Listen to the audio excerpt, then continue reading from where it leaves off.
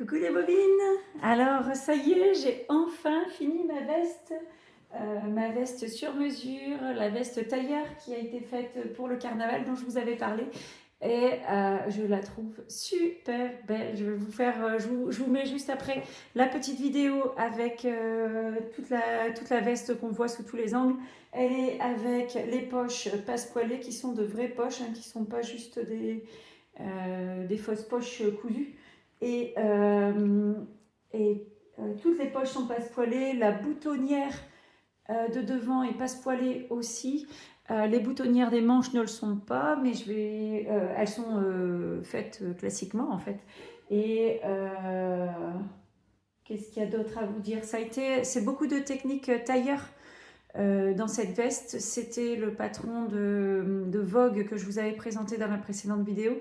C'est des techniques, carrément je suis vraiment sortie de ma zone de confort avec cette veste parce que j'ai plutôt l'habitude de faire du vêtement, comment on appelle ça, du vêtement flou, du vêtement de prêt-à-porter on va dire, mais pas tellement de tailleur. C'était la première fois pour moi que je me lançais dans un projet comme ça. J'ai beaucoup appris sur les techniques. Toutes les finitions sont à la main, toutes les coutures de la doublure sont faites à la main. C'est des finitions qui sont du coup nickel. Je vous montre ça. Donc toutes les finitions là sont faites à la main. Donc on voit le petit point une fois de temps en temps comme ça qui revient. Mais et du coup les coutures nickel alignées. Donc là je vais vous montrer aussi la petite boutonnière passepoilée.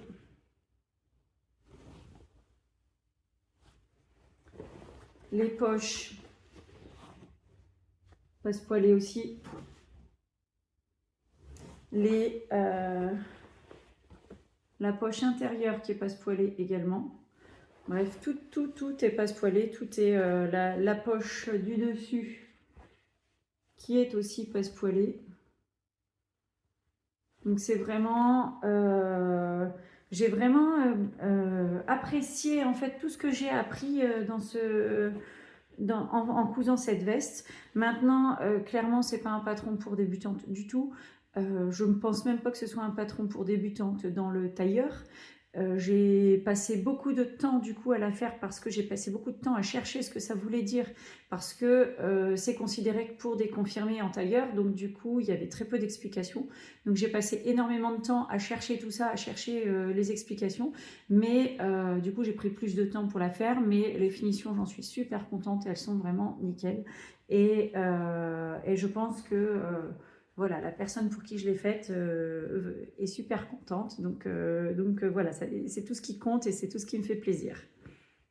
Ensuite, je voudrais vous montrer un petit peu comment je m'organise. Alors, j'ai fait des paquets de ce qui devait être fait avec quel tissu. Donc là, j'ai de l'entoilage fin. Là, j'ai le paquet avec tout ce qui est en entoilage un peu plus épais. Ici, c'est tous les patrons que je dois couper dans le tissu extérieur. Et là, j'ai mis tous les patrons que je dois couper dans ma doublure. Bien sûr, mes deux tissus viennent d'être repassés. C'est la base, on ne commence jamais à coudre sans que ce soit repassé. S'il y a bien quelque chose que j'ai appris au fur et à mesure de mes coutures, c'est ça. Et ce que je voulais aussi là vous dire pour l'instant, c'est l'entoilage. Là, il s'agit de l'entoilage tissé. Quand on fait du vêtement, il faut toujours faire de l'entoilage tissé.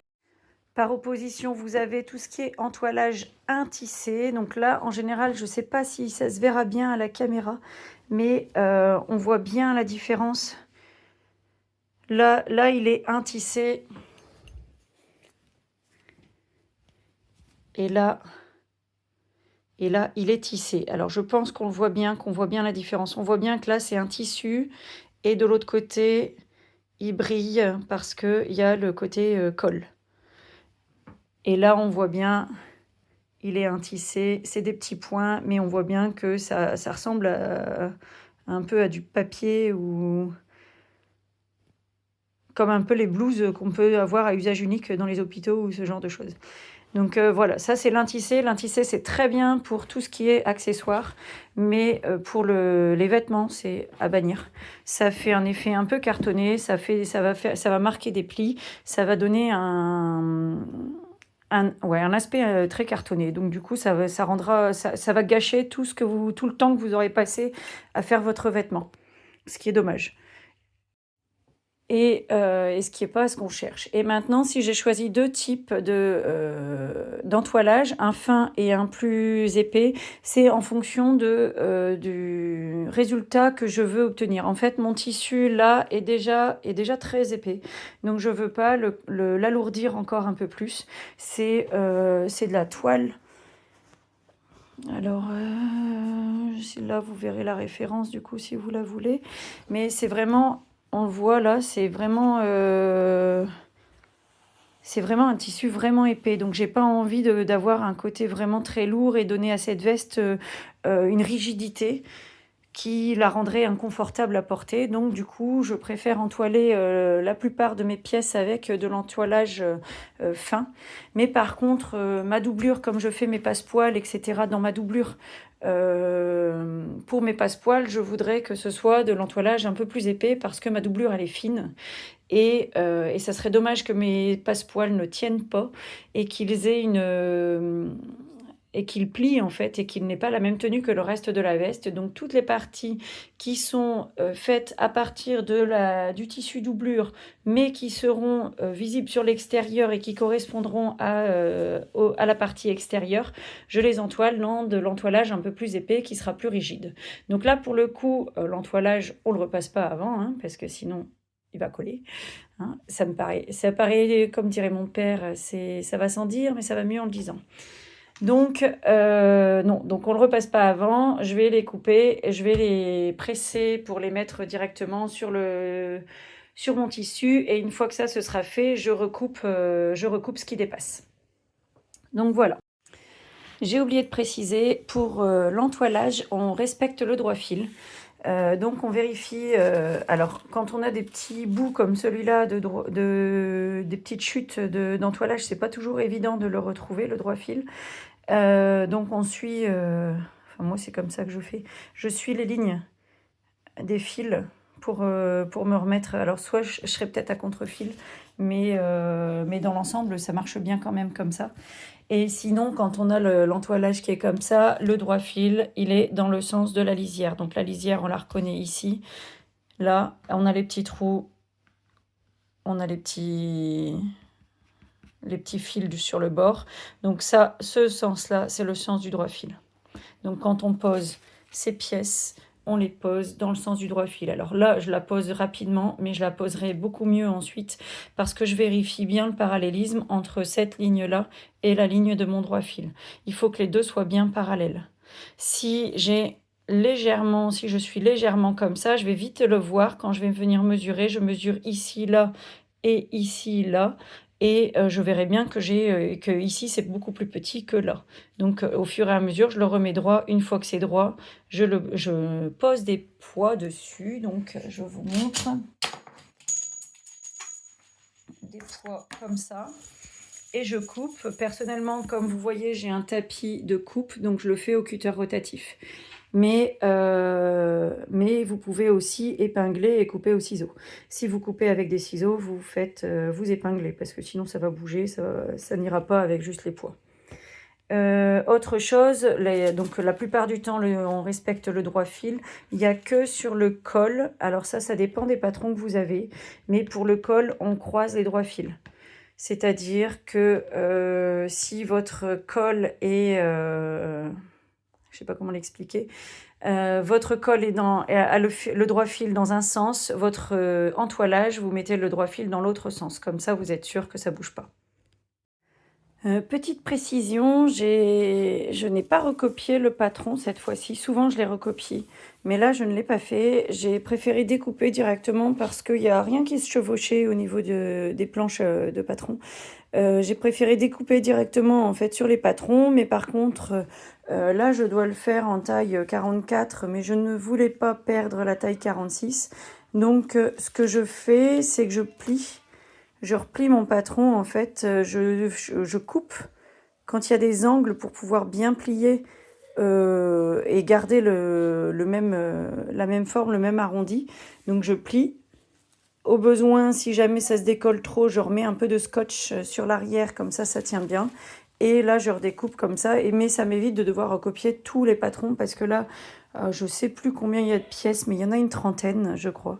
Donc c'est quand même, ça fait quand même gagner pas mal de temps de le faire comme ça. Alors voilà, maintenant j'ai coupé tout ce qui était entoilage, tout ce qui est thermocollant. Donc il me manque encore un petit peu de thermocollant fin, donc je vais devoir aller en racheter pour faire les dernières pièces, parce que comme elles sont, je vais vous montrer là, comme elles sont dans le biais, j'avais plus assez, en fait, ce que j'avais assez, c'était si je devais les mettre dans le droit fil, mais là, dans le biais, je n'ai plus, je n'arrive pas à les rentrer dans les petits morceaux qui me restent. Donc, je vais aller en racheter pour finir ces 3 pièces-là. Et en attendant, je voulais vous montrer comment je fais pour ce qu'on appelle dosser le tissu. Dosser le tissu, c'est le mettre dos à dos. Alors, soit on le met endroit contre endroit, soit on le met envers contre envers, peu importe. Là, moi, je veux faire attention au motif, donc je le mets envers contre envers, parce que je veux pouvoir placer mes pièces en fonction des motifs. Ici, quand je mets, ici, là, ça va pas du tout, c'est pas encore placé, je l'ai juste posé sur ma table. Mais pour pouvoir bien dosser le tissu, on va venir mettre lisière contre lisière. Donc, alors je sais pas si j'y arriverai avec une seule main, mais en gros, alors attendez, je vais poser.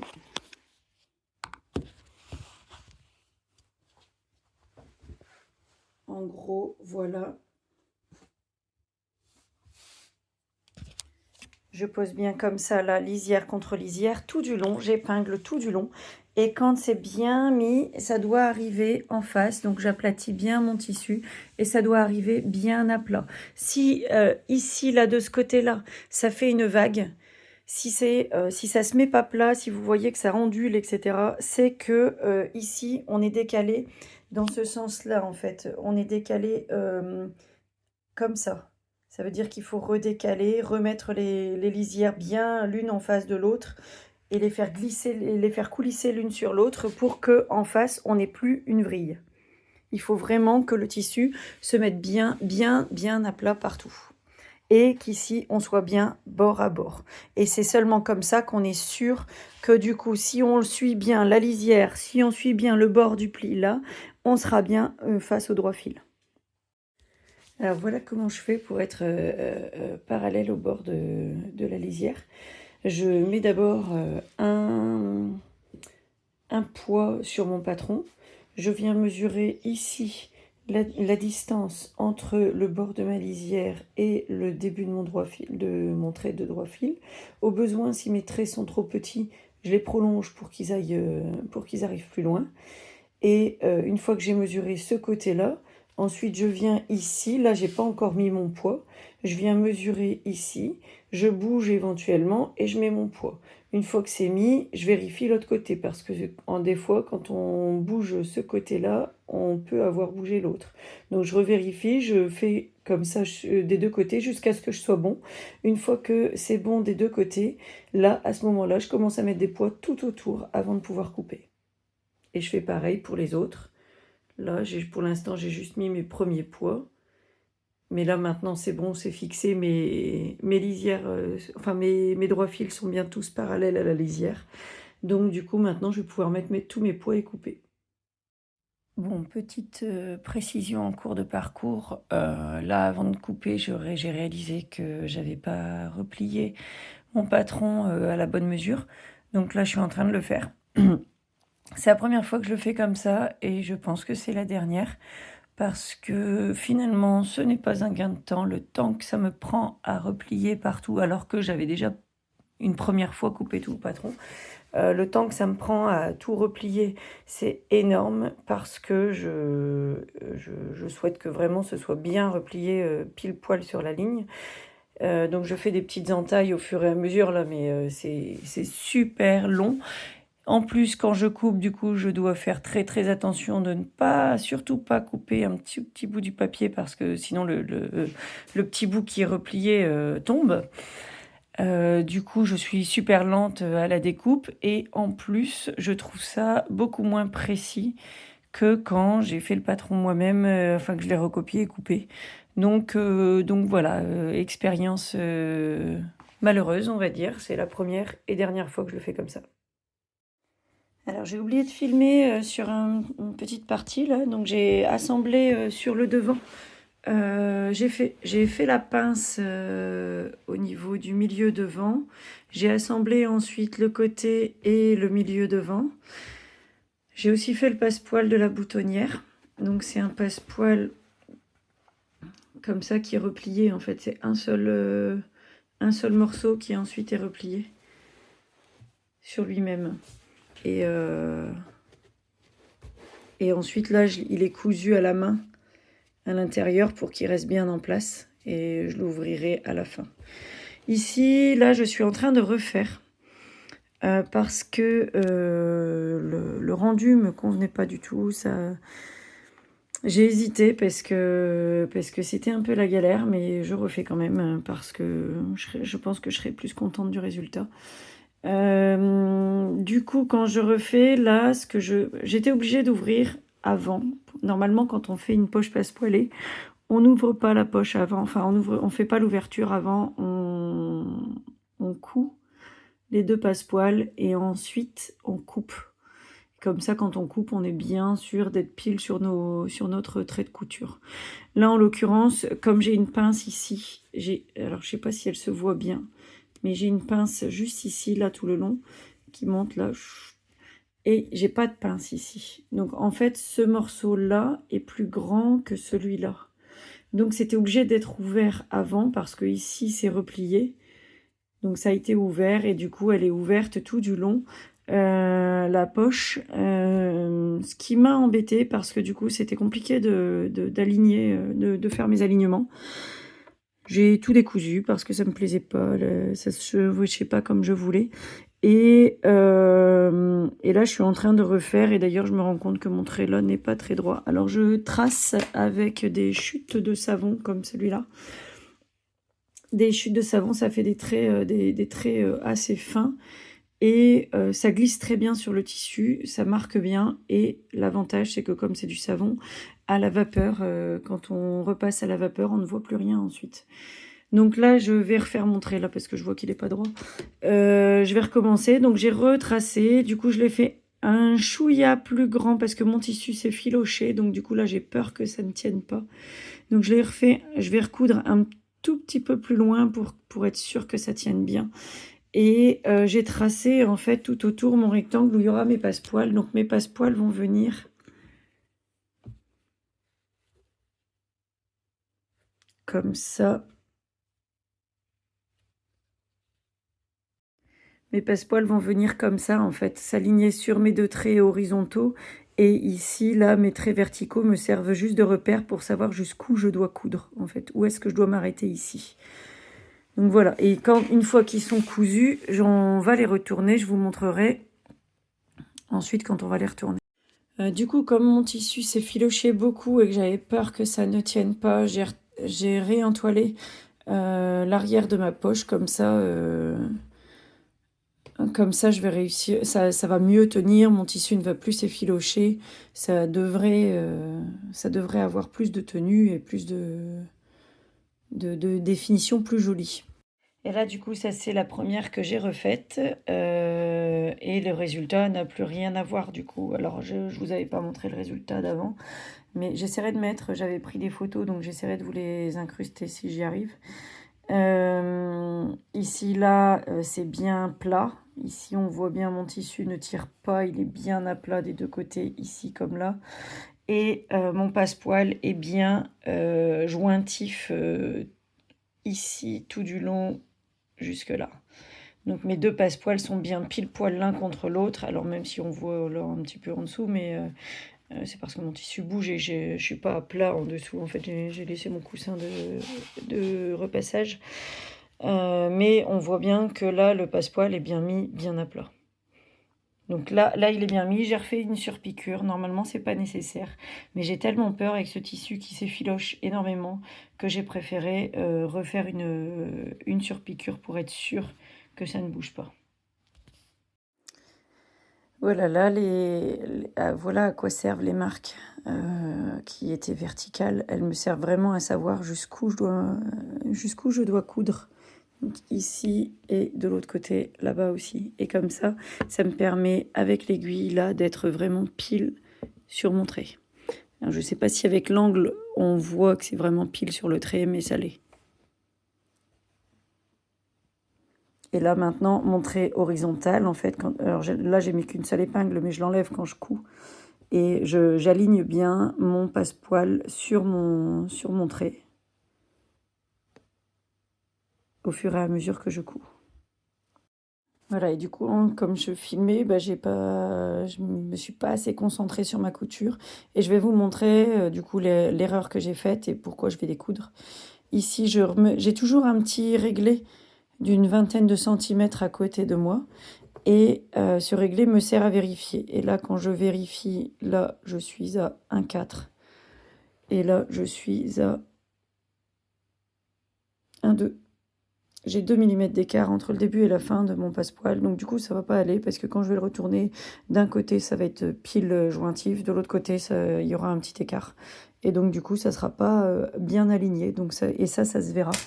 Donc du coup, je vais découdre celui que je viens de faire là parce que je pense que celui-là, il est bien aligné. C'est celui-ci qui est de travers. Donc je vais découdre celui-là et je vais le recommencer pour qu'il soit droit.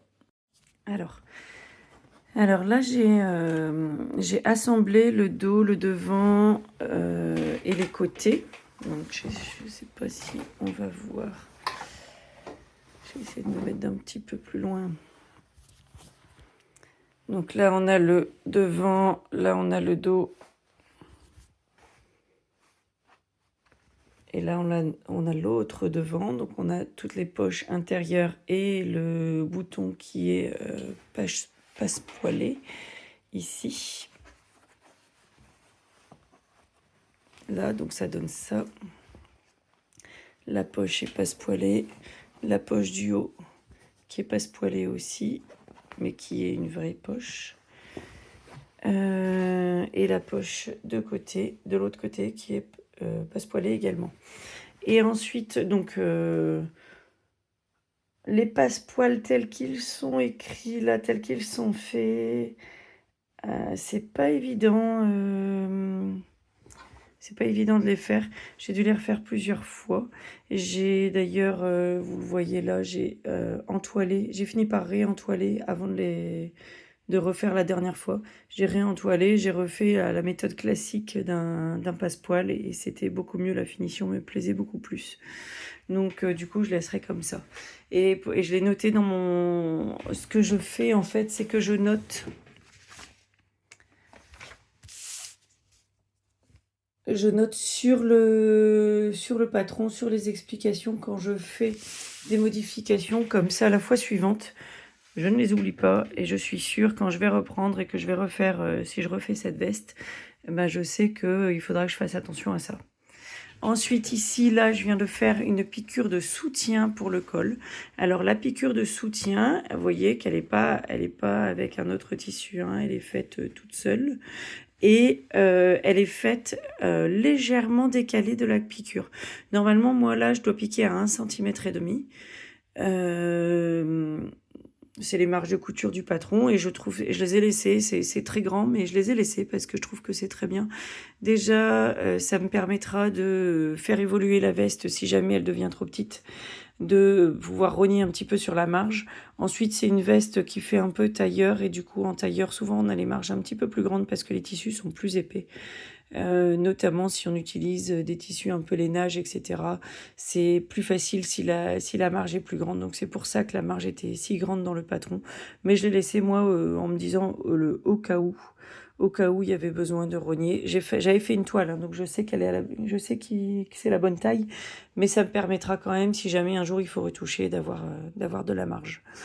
Donc là, j'ai fait ma marge, j'ai fait ma piqûre de soutien à légèrement un peu en dessous, donc j'ai fait à 1,3 cm, 2 mm décalé par rapport à ma couture. Ça permet en fait cette piqûre de ne pas faire se détendre. Donc là, je suis dans l'encolure. Dans l'encolure, en fait, il y a des endroits où on est dans le droit fil. Ici, là, je suis à contre-fil. Là, je suis au milieu dos.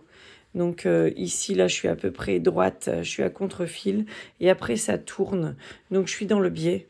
Et dans le biais, c'est là que c'est très élastique. Et donc du coup, mon fil, là, ma couture là, permet que ça ne se détende pas et que ça ne bouge pas. Et du coup, quand je vais coudre maintenant, là, je viens d'installer le col. Je viens d'installer là le col sur l'encolure, sur toute l'encolure. Et ça va me permettre que quand je vais coudre mon col, ça ne va pas bouger, mon tissu ne va pas s'étirer. Et du coup, s'il ne s'étire pas, il ne fera pas de frisette. Parce que sinon, c'est ce qui risque d'arriver quand on tire un petit peu sur le tissu, notamment sur un des deux et pas sur l'autre. Et ben, on a le tissu qui légèrement gondole comme ça. Donc là, normalement, avec ce que je viens de faire là, je n'aurai pas le souci. Autre chose aussi que je fais de façon systématique, c'est de vérifier que la couture que je viens de faire, en fait. Donc là, je viens de faire la couture de l'encolure. Je viens de coudre le col sur l'encolure. Et vous voyez, il y a des endroits où... Alors, je n'ai pas encore nettoyé tous mes petits fils, mais vous voyez qu'il y a des endroits où j'ai repris. Parce que je m'étais rendu compte en retournant qu'il y avait un pli. Et du coup, j'ai décousu. Alors, on ne découpe pas sur une grande zone, hein, on découpe juste la petite zone où il y a le pli. Et ensuite, j'ai recousu. Alors là, on voit, parce que mon tissu a marqué, il y avait un pli. Mais maintenant, regardez, hop, là, le pli n'est plus là. Donc maintenant, juste un petit coup de fer à repasser et on verra plus qu'il y avait pli. Et maintenant, comme ça, hop, je vérifie du coup tout du long ma couture. Je vérifie. Là, il y avait pareil un petit pli, je l'ai refait. Donc c'est le tissu est marqué, mais il n'y a plus le pli sur la couture. Donc pareil, le petit coup de fer à repasser. Et voilà. Et comme ça, maintenant, ma couture, elle est propre, elle est nette. Je sais qu'il y aura plus de soucis. Même quand je vais recoudre après, parce que là, c'est que l'extérieur. Mais après, il y aura ma doublure. Et avec la doublure, j'aurai plus de problème, puisque là, je sais que ma couture, elle est nickel.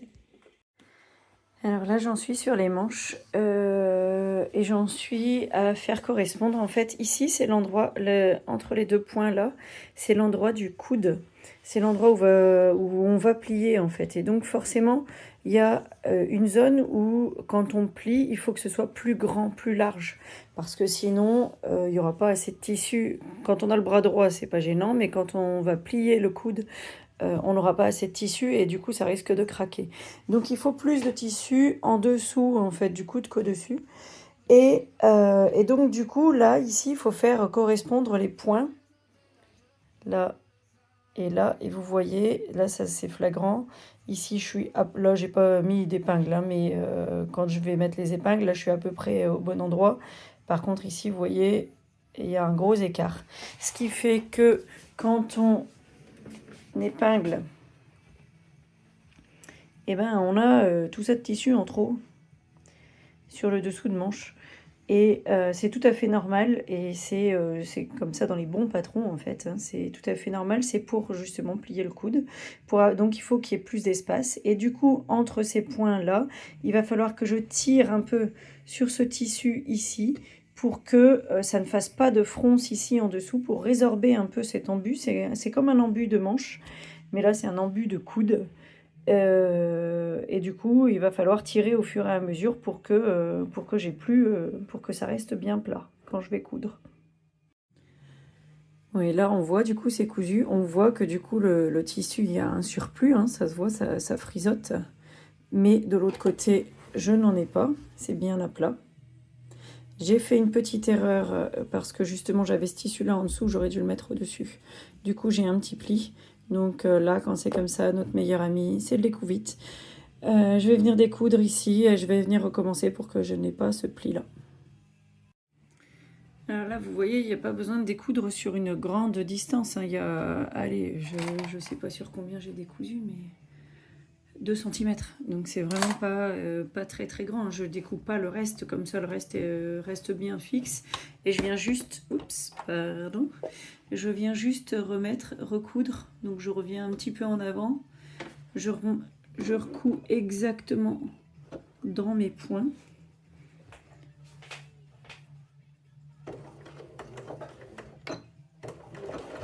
Donc Donc là, marche avant, marche arrière pour sécuriser ma couture. Et là, je vais venir juste, alors moi c'est un petit outil que j'utilise très souvent, un poinçon. Je ne sais pas si vous le voyez bien. Et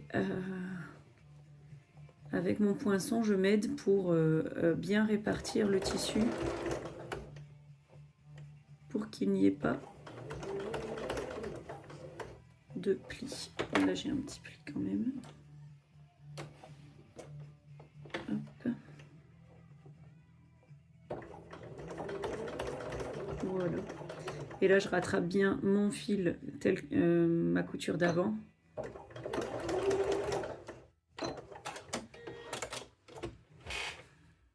Et là, j'ai plus mon pli. Alors, mon tissu est marqué parce que c'est un tissu qui marque vite le pli. Donc là, il faut que je le repasse, mais je ne sais pas si ça se voit bien à la caméra. Mais sur la couture, il n'y a plus de pli. Ok, là c'est l'autre manche et pour le coup là on voit bien, du coup il n'y a pas le pli, il n'y a pas de... Mais par contre on voit bien qu'ici, là sur cette zone là, il y a trop de tissu. On voit bien, ça fait des frisettes de ce côté là. Par contre de ce côté là, si je le retourne, ici là, on est bien à plat. On est bien à plat ici, donc on voit bien que ici là j'ai moins de tissu et ici là j'en ai plus. Et ce qui va vraiment permettre de faire toute la différence au niveau de l'aisance pour les mouvements quand on bouge les bras. Petit point intermédiaire, du coup là j'ai repassé ma couture ouverte de la manche et je vais ensuite, après avoir repassé la couture, thermocoller les deux ensemble, les deux parties. La manche, la partie dessus et dessous. Et du coup je fais un petit point sur le thermocollant. On commence en général au milieu. On reste au même endroit, 15 secondes. Donc on peut... Surtout, il ne faut pas bouger, il faut rester sur place. Alors bien sûr, comme je parle, j'ai perdu le compte, parce que sinon, moi, je compte toujours dans ma tête. En général, d'ailleurs, sur l'endroit où il y a le repli, je reste un petit peu plus longtemps, parce que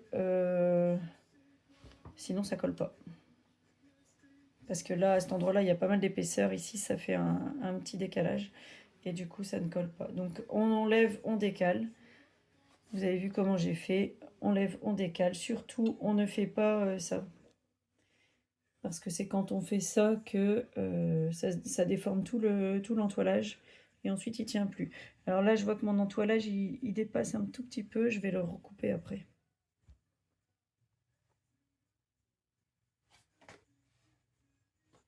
Et on avance comme ça au fur et à mesure.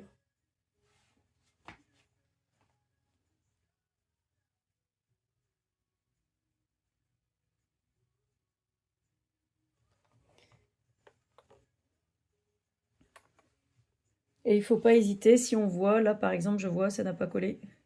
Je vais revenir à cet endroit-là. Il faut bien regarder tant qu'on y est, tant qu'on est avec le fer, tant que c'est encore chaud. Il ne faut pas hésiter à repasser à un endroit où ça n'aurait pas bien pris. Et du coup, là, je vais bien me mettre.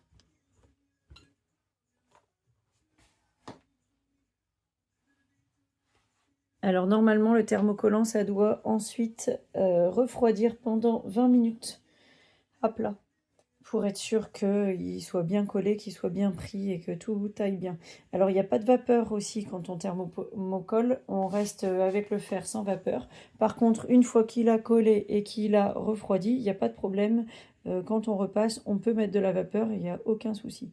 Là, par contre, si on met de la vapeur sur cette étape-là, ça ne veut pas coller. Si on met de la vapeur sur cette étape-là, ça ne va pas coller parce que la colle n'aime pas trop l'humidité.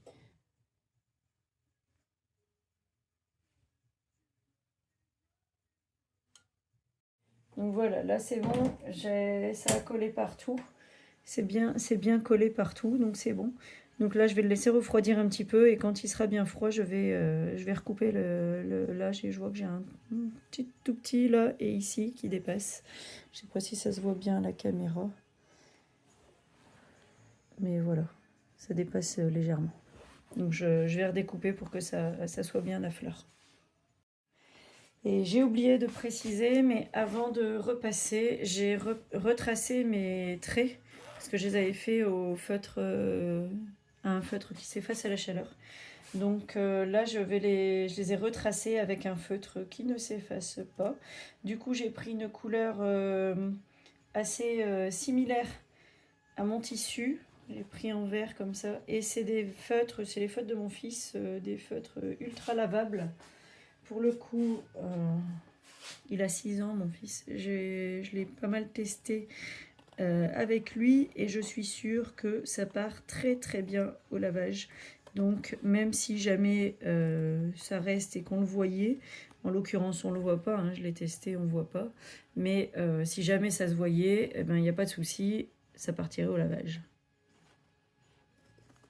On peut aussi utiliser des feutres qui partent à l'eau ou à l'air, mais pour le coup je suis pas une grande fan parce que je trouve que il s'efface très très vite en fait et on n'a pas le temps de...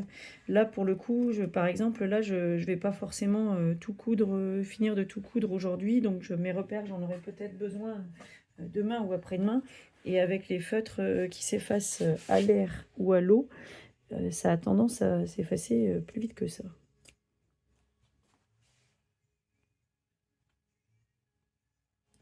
Voilà.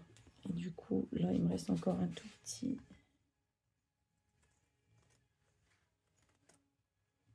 Voilà.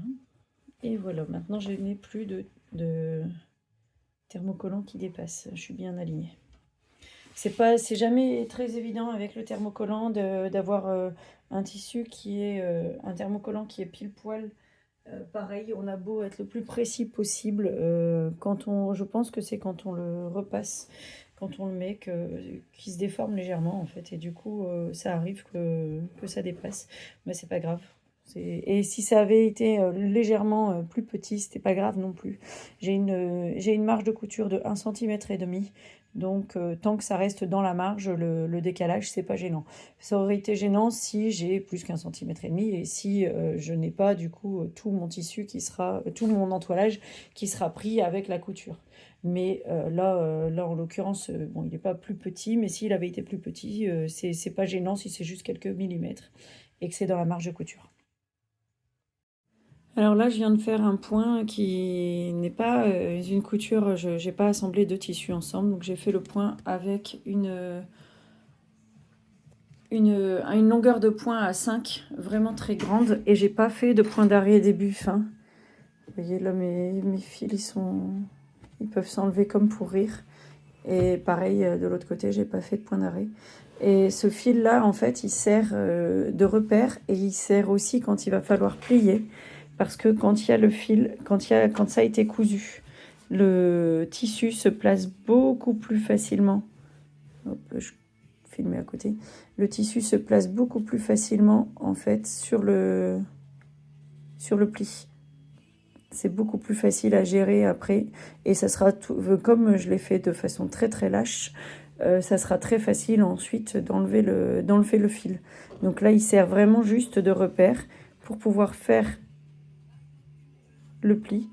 Et une fois que le pli est fait, que la doublure sera mise, que le pli sera fait, repassé, machin, et ben dans ce cas-là, à ce moment-là, hop, on vient enlever le fil, mais ça prend quelques secondes. Je bascule ici, du coup, pour l'autre côté. L'autre côté, on coupe, en fait, on coupe pas jusqu'en bas. Cette partie-là, elle va rester ouverte, il y aura une boutonnière. Et en fait, ici, on vient coudre seulement le petit retour et jusqu'en haut. De l'autre côté, ça donne ça. Et donc, on a le petit décroché ici. On vient coudre là, en angle droit. Hop, ici, on continue. Et sur l'envers, ça donne ça, du coup. Donc là, on a rabattu tout d'un côté. On a bien pu ouvrir la couture tout du long. Elle se rabat d'un côté puisqu'on a ouvert ici. Et voilà. Donc là, je suis en train de coudre la poche intérieure qui est passepoilée elle aussi. Donc pour l'instant, j'ai mis endroit contre endroit. j'ai posé la poche pile à l'endroit. Donc, je suis allée, j'ai juste mis les 4 épingles parce qu'au début, je les mets sans passer de l'autre côté. Et je vais, en regardant, en fait, je l'ai tracé aussi de l'autre côté, ma poche. Et je vais de façon à ce que la pointe de mon épingle, elle sorte pile dans le coin. Donc, la pointe que je mets ici, elle sort pile ici. Une fois que c'est comme ça, une fois que j'ai les deux de ce côté-là, je les bloque. Et ensuite, je mets les deux de l'autre côté. Là, j'ai un petit pli d'ailleurs. Tiens, il faudra que je le remette. Mais les deux, hop. D'ailleurs, voilà pourquoi j'ai le pli. J'arrive pas pile dessus. Donc, je vais le remettre pour que j'arrive pile. Et c'est pour ça que j'ai mon petit pli. Et une fois que j'arrive comme ça, je laisse mes 4 épingles qui bougent pas. Le temps que je commence à coudre, je commence à coudre à peu près ici au milieu. Je commence pas à coudre sur le bord parce que l'épingle va me gêner et que je veux pas l'enlever tout de suite. Donc, je commence à coudre ici. Une fois que j'ai cousu un tout petit peu, là, je peux enlever les épingles parce que ça va tenir en fait en place. Je peux enlever celle-là. Je vais avancer, je vais coudre comme ça. Je vais faire le coin, je vais enlever celle-là et j'avance. Et une fois que j'arrive près de celle-ci, je peux enlever les deux. Là, ça pose plus de problème. Ça bougera plus.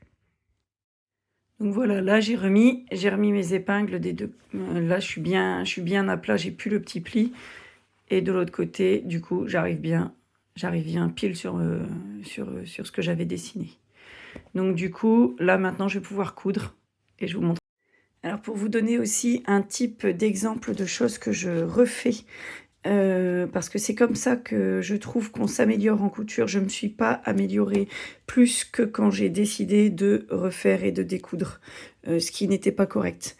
Et donc là, du coup, je vais vous montrer ce que j'ai fait et qui ne va pas et que je vais recommencer du coup pour que ça aille. Là, typiquement, donc j'ai fait le tour de la poche et ici, là, dans le coin, il y a un point qui a sauté. Et du coup, mon coin, il part en biais au lieu d'être bien droit. Ça va faire, quand je vais retourner ma poche, ça va faire un angle qui sera pas joli, qui va bourreler dans le coin, là, qui fera un gros paquet, et ça fera très très moche. Donc ça, je vais recommencer. Et ce qui est étrange d'ailleurs, parce que ma machine est réglée pour avoir l'aiguille qui finit en bas quand je finis de coudre. Donc là, c'est étrange que ça arrive comme ça, mais bon, c'est tout. C'est un point qui a pas lâché. Peut-être que mon aiguille commence à vieillir et qu'il va falloir que je change l'aiguille bientôt. Il faudra que je regarde. Mais quoi qu'il arrive, là, en attendant, là, je refais mon coin pour que ça arrive et que ce soit bien propre. Et tant que ça, ce sera pas bien propre, si je retourne, que je coupe dans l'angle et que je retourne, ça sera une catastrophe. Au lieu de faire un beau et un joli passepoil bien fini sur le bord, j'aurai le bord qui va venir s'arrondir comme ça et qui sera pas joli, qui va faire des gros plis. Donc c'est pas du tout ce qu'on cherche. Autre précision, du coup, sur une couture comme ça, quand on refait, je n'enlève pas tout, en fait. Je recouds par-dessus. Vous voyez, là, je viens de faire ma couture. Je suis repassée par-dessus mes points. Et du coup, j'ai juste refait le coin. J'ai fait les deux coins, du coup, en même temps. Et je vais venir juste enlever là, celui-là, là, pour qu'il ne me gêne pas. Je vais juste enlever un point ou deux. Mais j'ai recousu par-dessus, j'ai pas tout refait.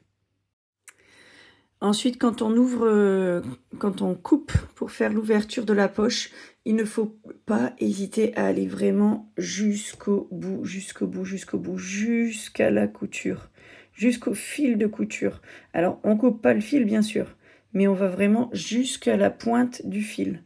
Parce que si on va pas si proche de la pointe, hop, là je suis vraiment bien dans le coin. Si on va pas vraiment pile poil jusque dans le coin, et ben quand on retourne, pareil que tout à l'heure, ça fait un gros paquet et ça se met pas bien, ça fait des plis, ça se met pas à plat. Petite astuce, repassage. Là, j'ai d'abord repassé sur l'envers et quand je suis arrivée sur l'endroit, du coup, j'avais des gros plis. On les voit encore un tout petit peu, mais quasiment plus. J'avais des gros plis des deux côtés. Et ce que je fais quand c'est comme ça, c'est que je mouille. Alors, j'ai toujours à côté de moi, quand je repasse, en fait, je repasse sur une petite table qui est comme ça, là, qui est sur roulette. Et dans ma petite table, je mets plein de trucs dont j'ai besoin.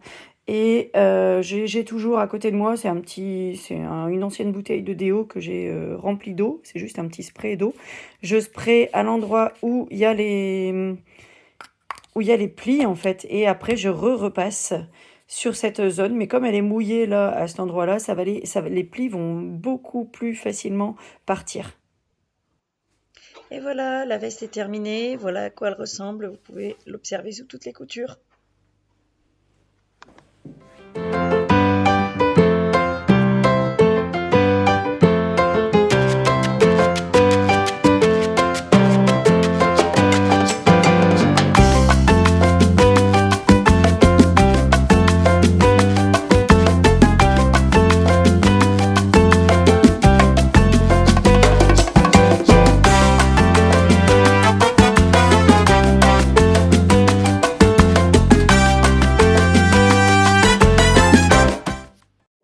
Voilà, j'espère que cette vidéo vous a plu. Je vous mettrai dans les commentaires, enfin dans les explications, la référence en fait du patron que j'ai utilisé pour cette veste. C'était donc chez Vogue.